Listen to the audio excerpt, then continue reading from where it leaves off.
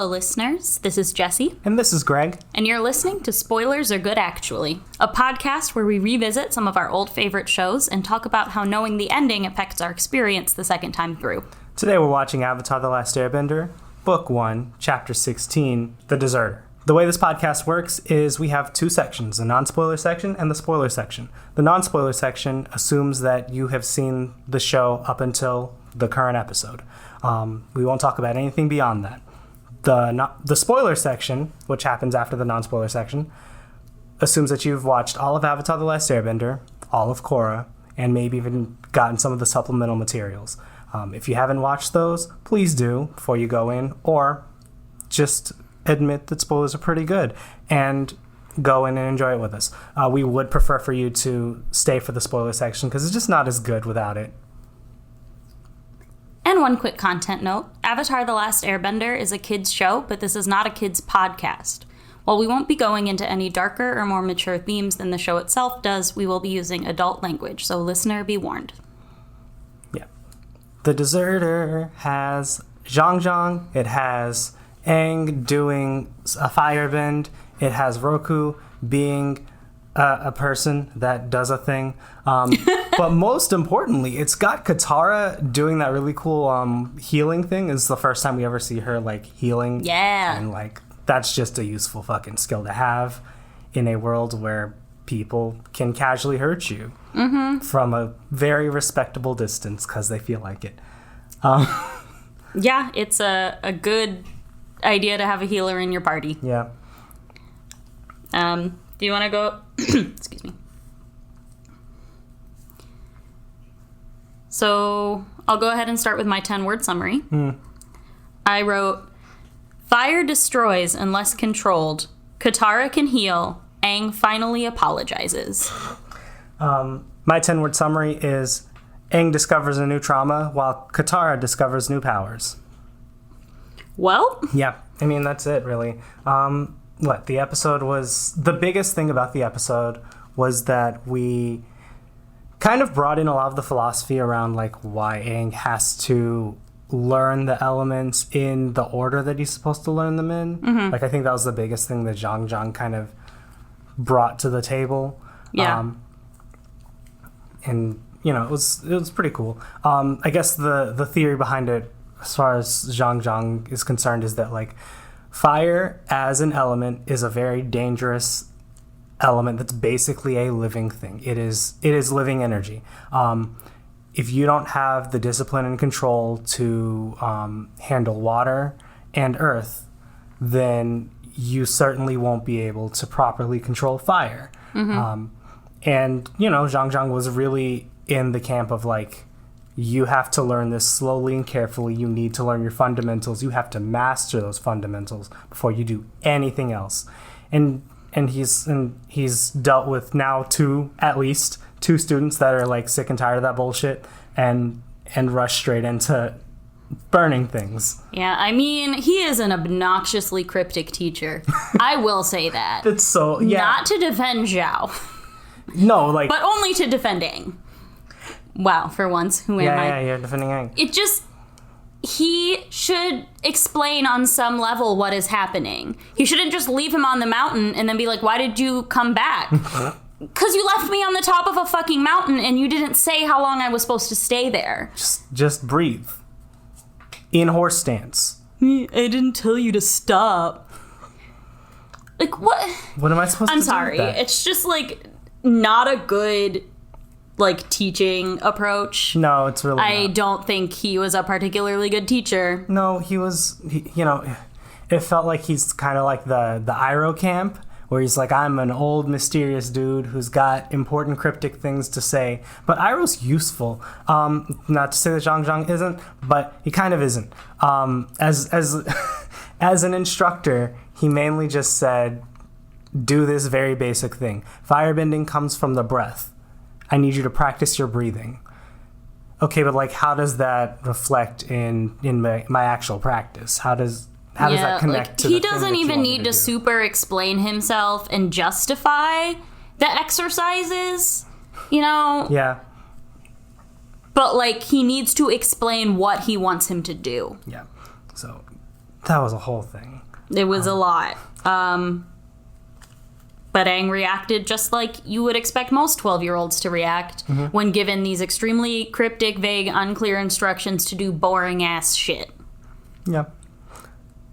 I will say that I also... It looks like Aang being a prodigy really worked against him here. That's true. Because, when he was dealing with waterbending, he was like, I can just do it, and there's no problem.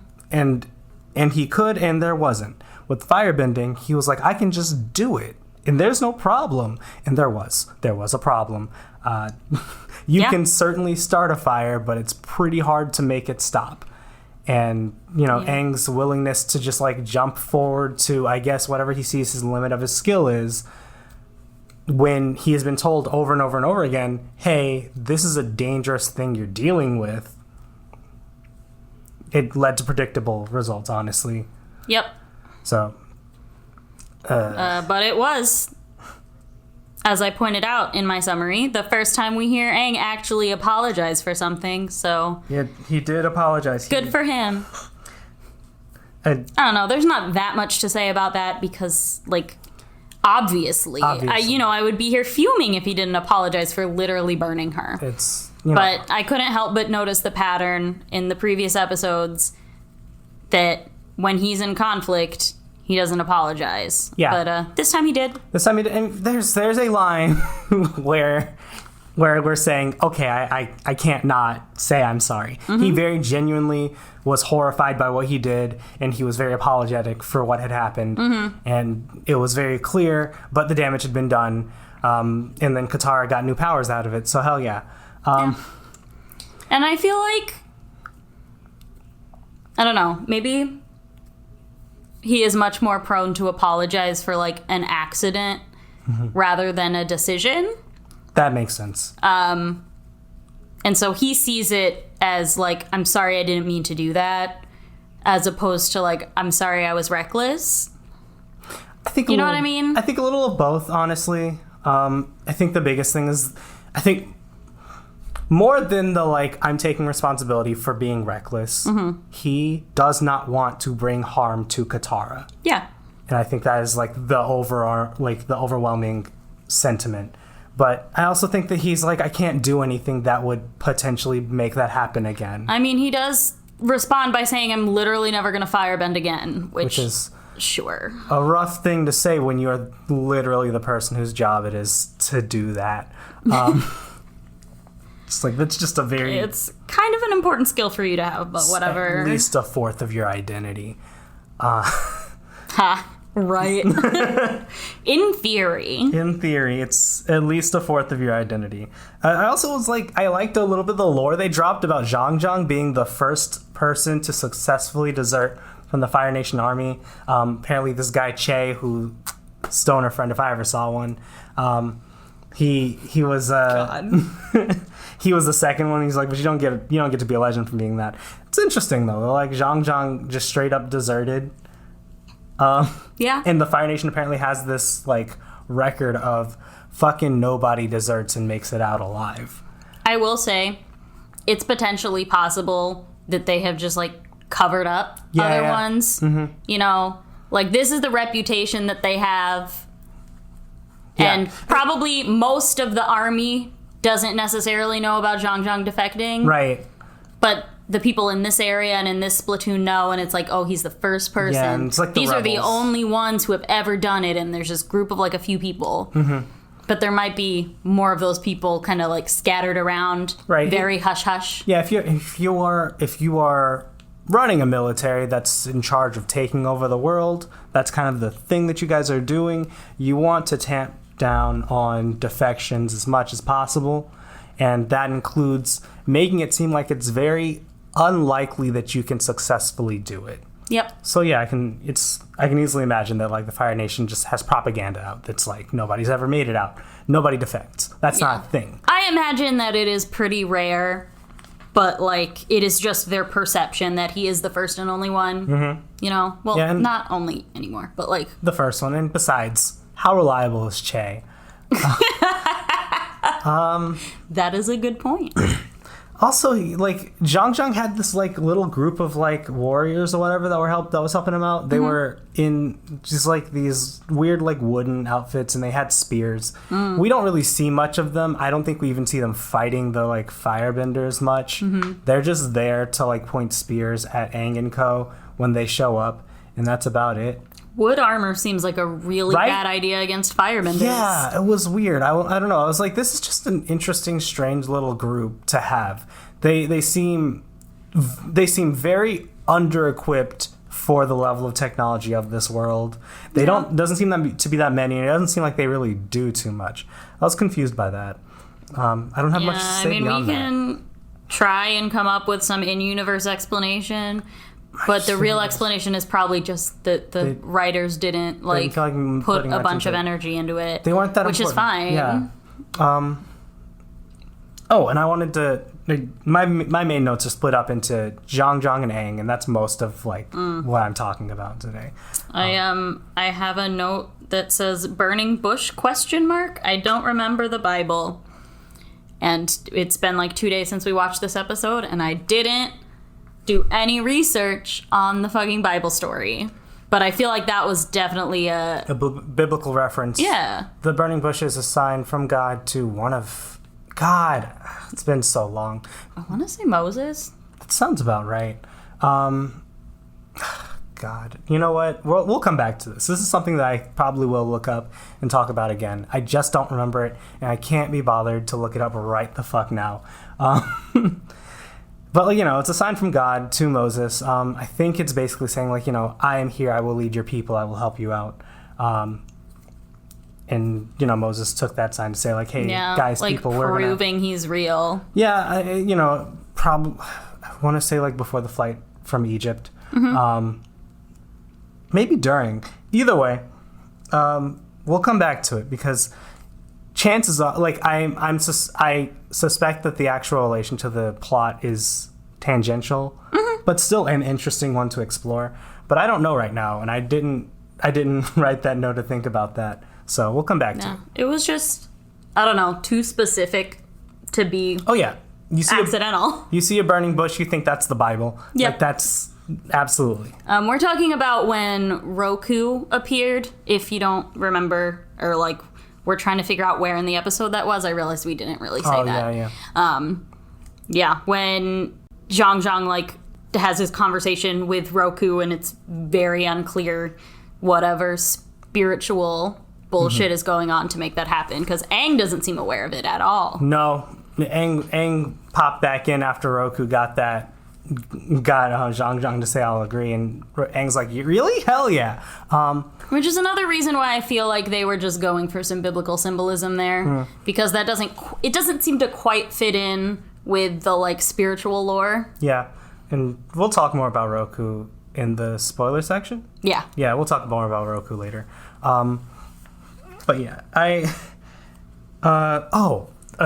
one thing that I wanted to bring up was at the near the very beginning, when they're at that fair, right? And who does this? Explain to me who does this. Who goes to a magic show, right? Their friend gets called up, and the magician's like, all right, I'm going to put you in danger. And then they genuinely believe their friend is in danger. This is just plot convenient stupidity. Because it doesn't make any sense. I don't want to hear any Aang maybe he never saw a magic show before. It's not even that. He's seen firebenders. He should know. He clearly. He should know that the guy can. He wanted to volunteer himself. And he hops onto the stage when the guy's clearly firebending a dragon that will stop before it hits Katara. And he blows his cover, because that's what you do when you're really trying to avoid a worldwide invasion force. It was incredibly dumb, and their disguises were not great. I know that it's for a joke. I like the mask bit. It was fun. Oh, the masks were fun. Yeah. Just Aang is the one who needed the black cloak more than anybody. We give it to the two waterbenders instead. And he'll just hold his his little hood thing. It's not even. He'll use his shirt like a hood by pulling it over his head and waltzing around like. Like it was just to make a joke. Yeah.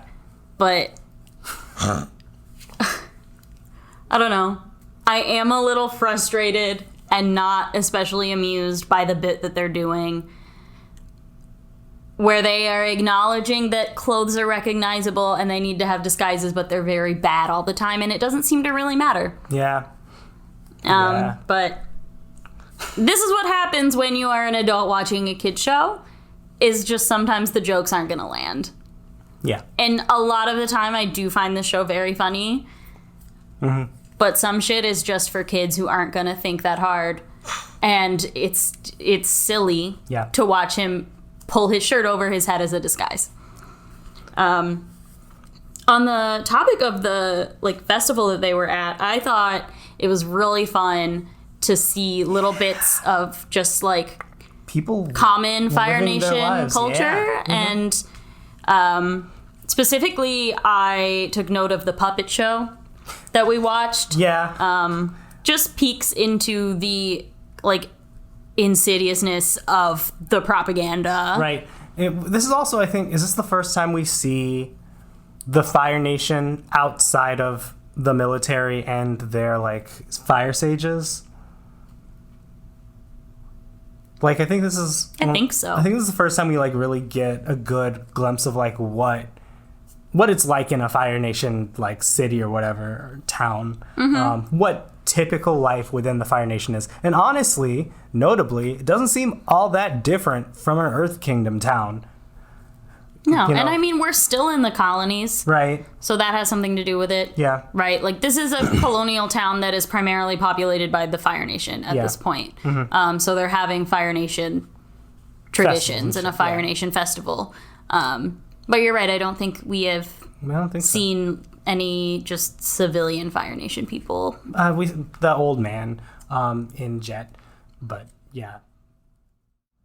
I have more things to say, but not in this section. Wow, okay, so pretty quickly, let's get to the golden fuck. Yeah, I've got one. How many do you have? None?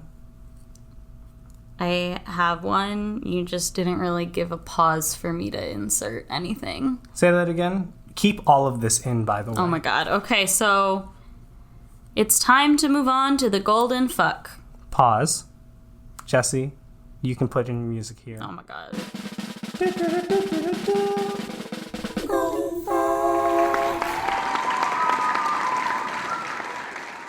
Now, I only have one. How many do you have?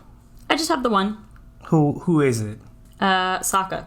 You burned my fucking sister? No. Damn. No. Damn.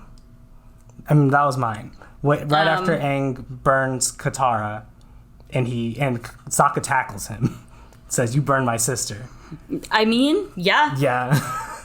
It's interesting to think of Sokka getting a serious fuck, but this is the time to do it. Yeah, it is. I honestly really enjoy protective angry Sokka. Mm-hmm. Yeah, no, that was really good. That was we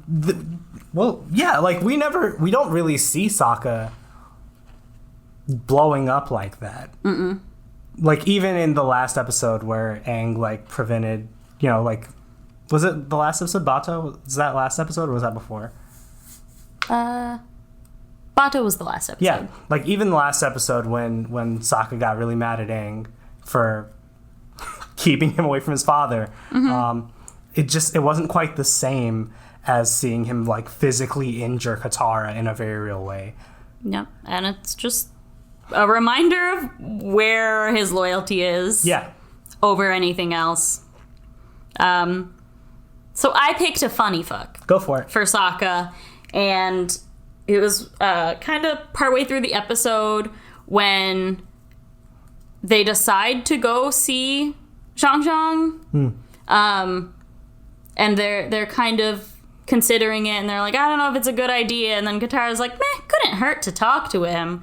And Sokka just gets frustrated, and he just goes, why does nobody fucking listen to me? I remember that, yeah. Mm-hmm. So I thought that had good energy. Mm-hmm. I am voting for mine for this one. but that was a good one too. I don't want you to win. I mean, we can put it up to Twitter, sure. I thought that I had a really good one. You do. I just don't want you to win. We're not keeping track of who nominates the winning golden fuck, but now I might go back. Yeah. I need to know. I mean, like, you know, I'll know that I'm winning if you never bring it up again. Oh, God. Well, now I have to. No. It's either way, it goes to Sokka. That's true, but I do want to know who did the nominate. Which one are we doing? You'll never know. Let's go to the spoiler section. Wow. Wow. Spoiler section. We're doing this.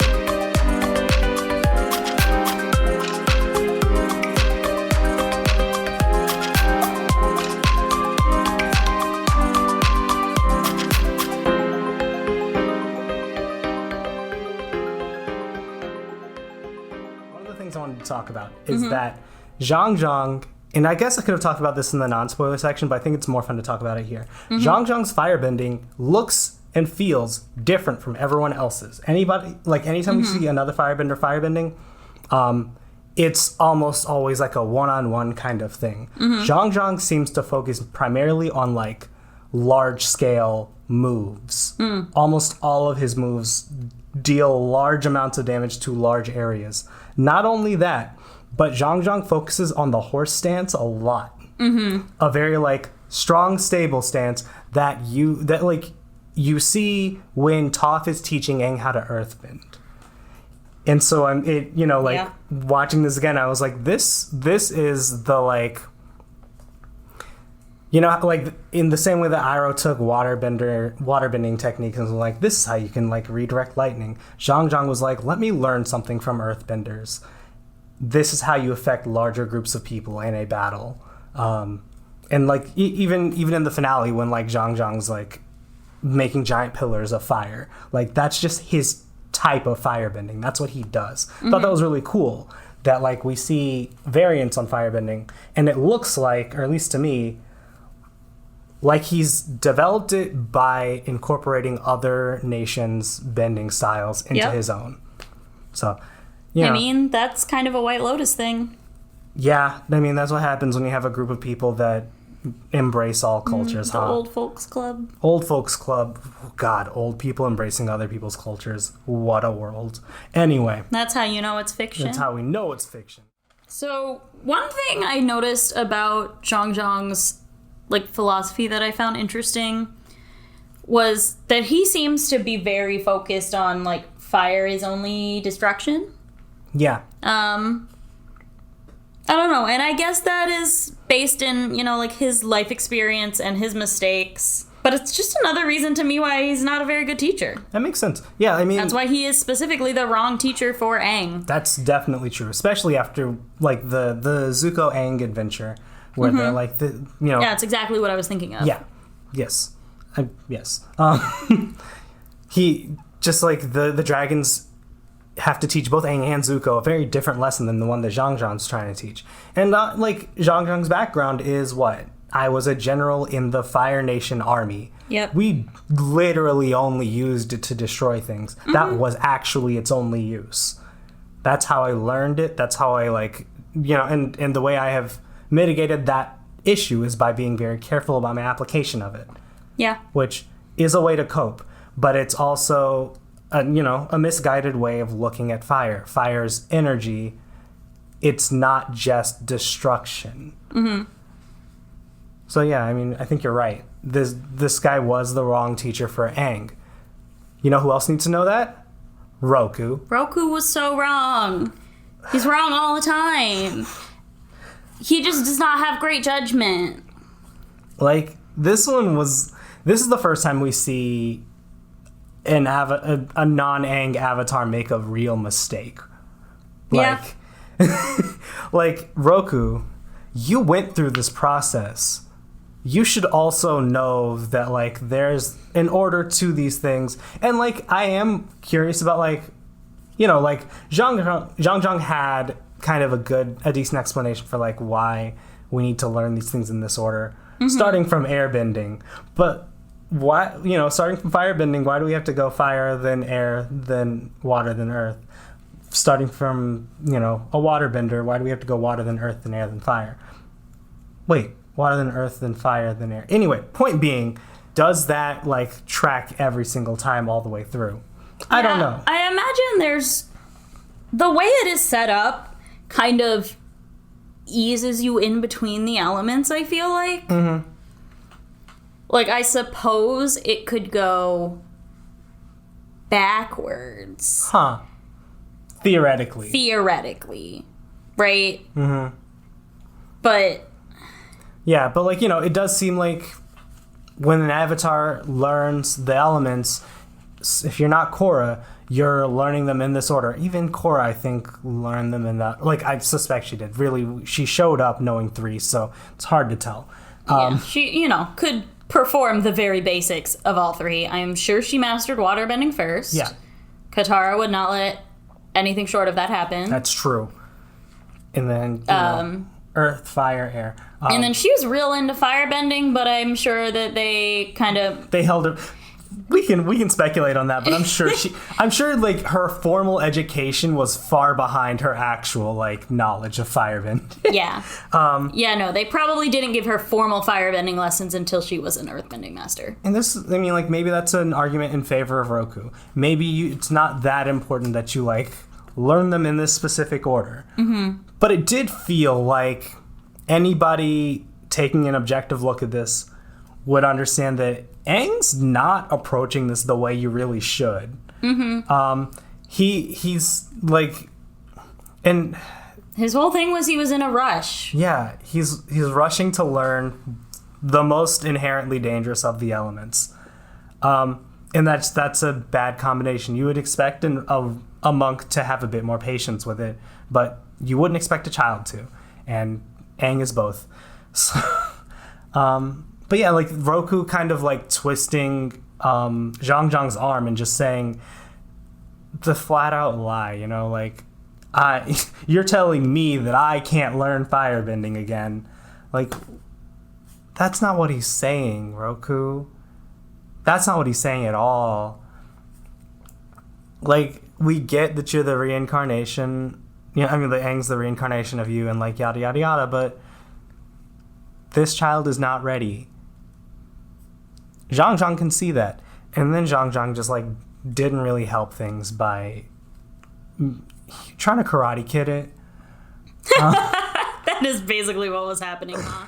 I did want to talk about Katara's healing powers.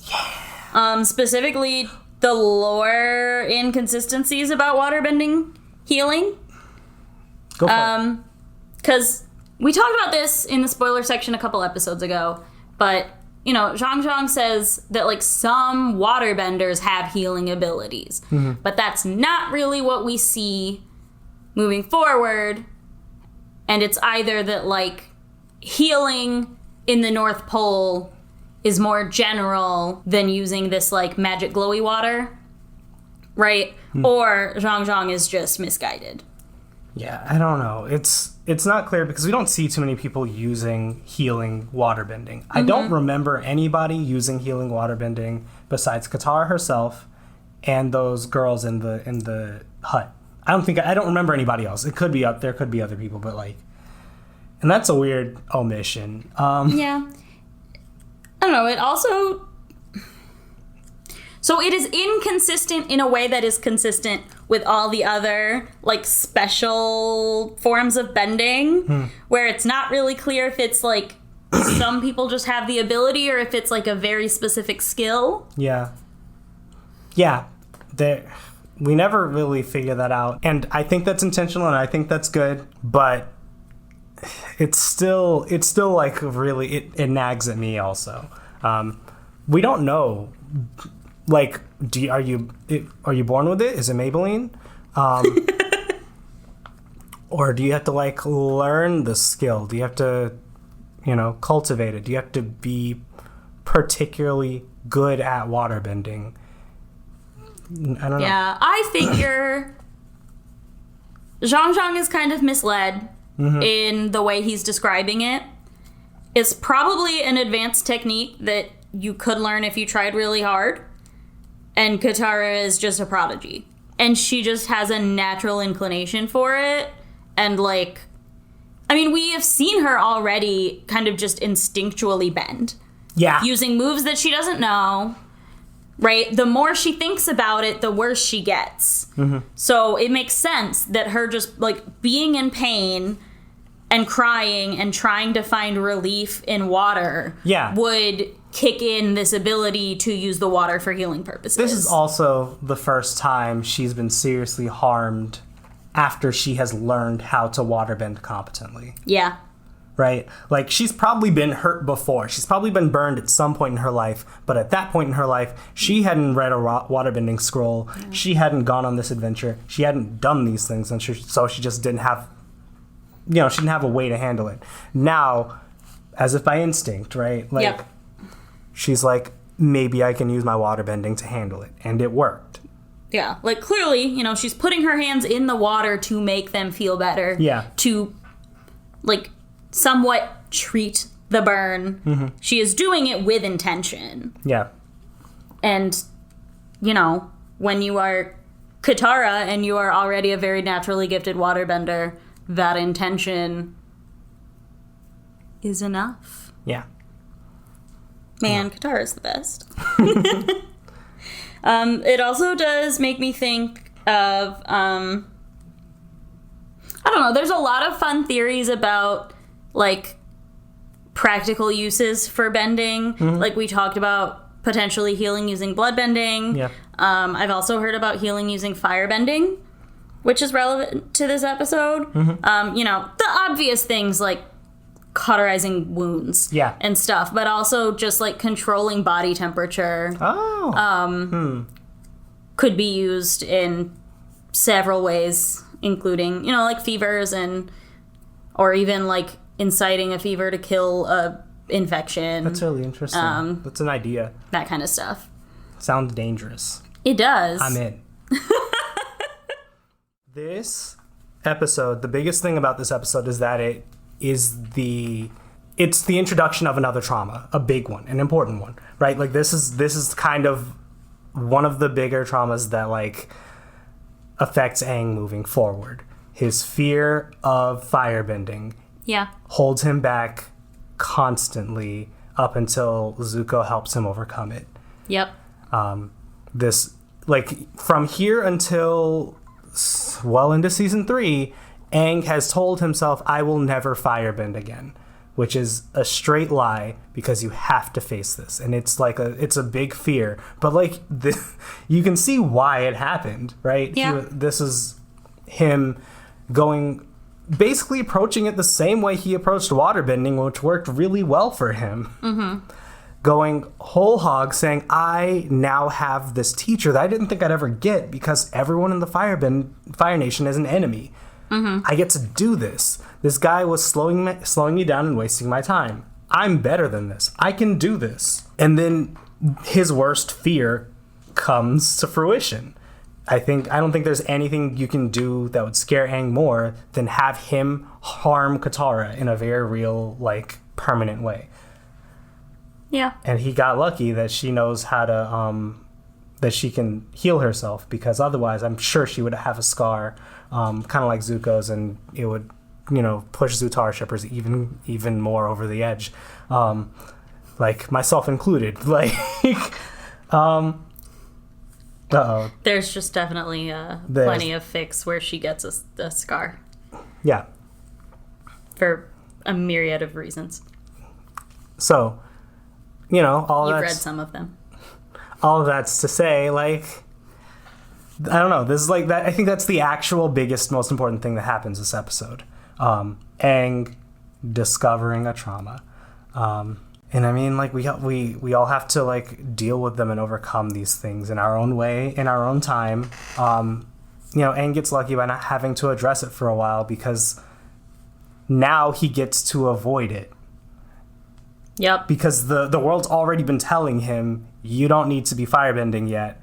And now he can just go along with it. And now I don't have to worry about that. I can avoid it. And, Yep. I don't know. That's a big deal. Yeah.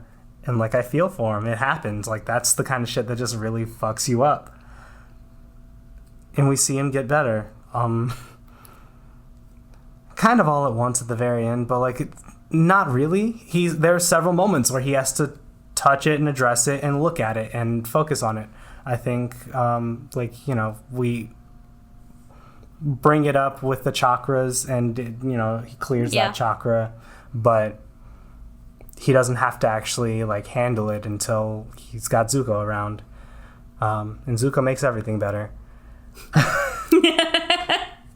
We don't see any Iroh Zuko in this episode, do we? Wow, I really just, like, slurred all those words together. We don't. This is the Zhao Hun's Aang episode. Yep. But, that was it. Sad. And we got that fun line. I don't know why, but I thought you'd be better than Zuko. It's one of my favorite lines in the entire show. I just loved that. God, Aang can be such a little shit. So good. It's pretty funny, though. Love it. But I think that's it. That was the last thing I wanted to talk about. Just, like, recognizing that this thing happens to Aang.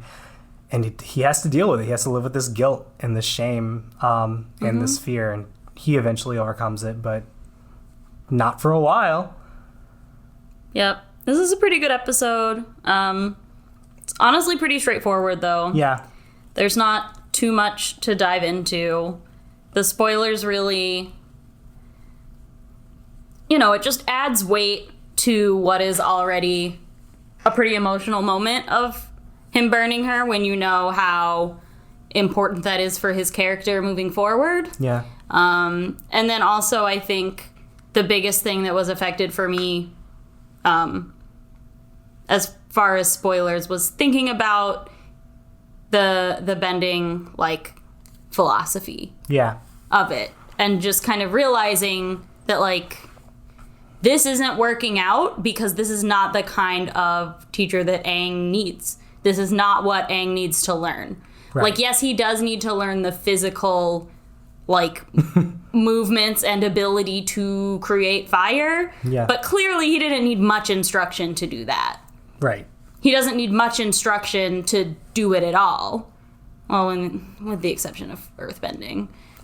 That's true. What I mean? So, like, he doesn't really need that much help to start bending the element. What he needs is the instruction on the philosophy of it and the theory of it. Actually, like, even with earthbending. Even with earthbending, Toph was like, you have perfect form. You just don't have the guts. It's a mentality thing. It's a philosophy thing. Every time. So yeah, it's fun to think about that, knowing the kind of lessons that he learns from all the different elements and how each of them has a different philosophy to how bending works and how all those things just come together into the philosophy of the Avatar is kind of blending all of those. Yeah, it's really cool. So that's all we have today for Book 1, Chapter 16, The Deserter. We hope you'll join us next time when we talk about Book 1, Chapter 17, The Northern Air Temple. Until then, you can give us a follow on Twitter at SpoilersAreGood. We would love to hear from you there. If you're enjoying the podcast, please give us a nice like and subscribe. Leave us a review on iTunes. We would really appreciate it. It helps out the visibility of this show so much. And we do also have an email if you have any longer theories or comments, questions, anything that you would like to send us. That is spoilersaregoodpodcast@gmail.com. Right. And if you are listening to this right now and you would like to catch up to us, we are 2 episodes ahead of whatever episode we just talked about. After the Northern Air Temple will be the Waterbending Master. Hell yeah. So if you want to, keep up with us, if you want to send us anything, any of your thoughts on the next episode that we'll be recording. Send us your thoughts on the Waterbending Master, probably before Saturday or Sunday.